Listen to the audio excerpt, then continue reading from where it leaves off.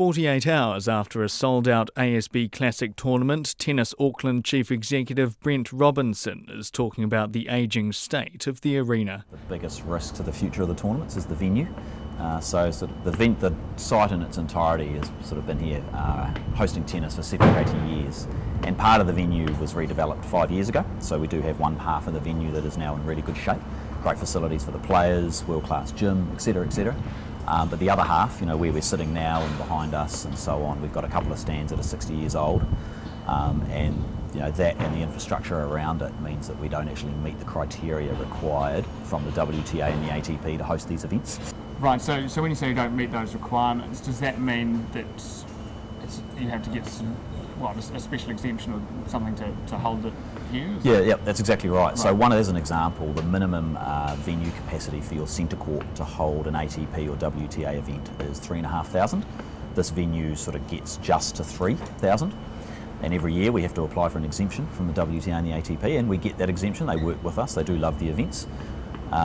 We don't meet some of the lighting requirements. Again, we have to get exemptions. They work with us. They know we're working on improving it, but to be fair, they've probably been hearing that for a few years, and we've been getting those exemptions for a few years, and they are asking us more and more, when is the rubber going to hit the road on making some of these improvements. The plan is to pull down the two old Yock and Robinson stands, replacing the seats and bolstering numbers by around 800 people. A retractable roof will go across the centre court, something Mr Robinson says brings it in line with other competing tournaments. The budget for the project is $16.5 million. We're a good way towards that. We've had really good support right from the start from Auckland Council.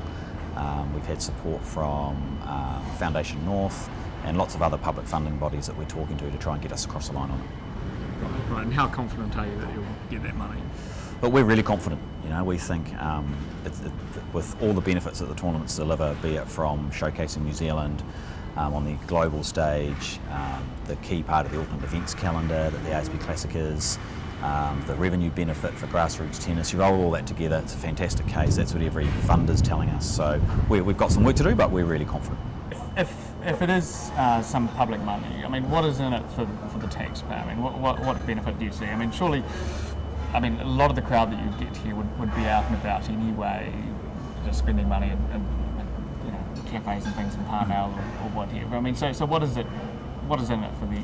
Yeah, there's a range of benefits that the tournaments deliver. So, we think the fortnight of the ASB Classic is a huge part of the Auckland events calendar. And ATP partner us with the tournaments, and they certainly agree with that. We had 60,000 people through the venue those first 2 weeks of January. So we think they're a really critical part of the events calendar. They probably the tournaments bring down the biggest world sports stars that come to New Zealand every year. Every year there's now people like Venus Williams, Caroline Wozniacki, Joe Wolfensonga, David Ferrer.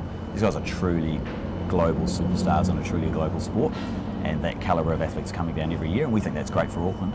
I mentioned the international broadcast earlier on, and Auckland is on the map globally for 2 weeks because of the ASB Classic and the athletes that are coming down, so we think that's really, really significant benefit.